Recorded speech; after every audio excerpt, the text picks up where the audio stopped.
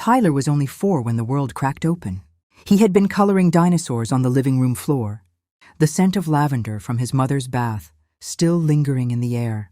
Then came the screams, the crash, the silence. When the police arrived, Tyler sat curled under the kitchen table, eyes wide and unblinking. "It was the green monster," he whispered. Again and again, that was all he said. The green monster. The green monster. No fingerprints. No forced entry. No suspects. The case grew cold, like the untouched tea on the counter that day. A year passed.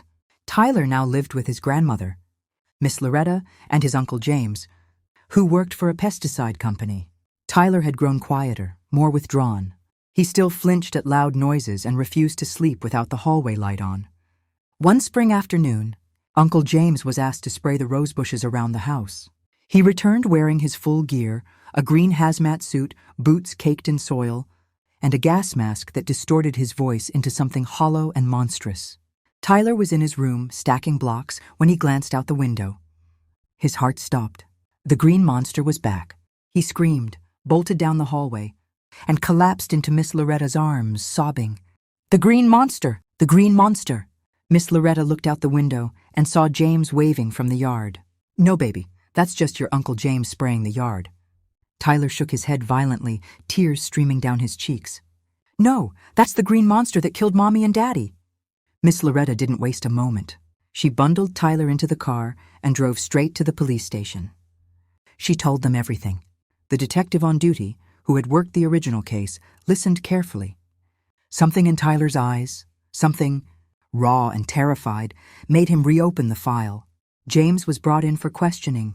At first, he denied everything, but when they showed him the old crime scene photos and Tyler's original statement, something cracked, he confessed. He had stopped by after work still wearing his hazmat suit to collect money his brother owed him. But when he arrived, his sister-in-law was stepping out of the shower. Something twisted inside him. He slipped on his gas mask and he attacked her. Then his brother walked in, and James panicked. He silenced him too, but he hadn't counted on Tyler seeing him. James was sentenced to life in prison. Tyler never spoke of the green monster again, but sometimes, when the roses bloomed too brightly, he'd ask Miss Loretta to close the curtains. And she would, because some monsters don't hide under beds. They wear masks, and sometimes they live just down the hall.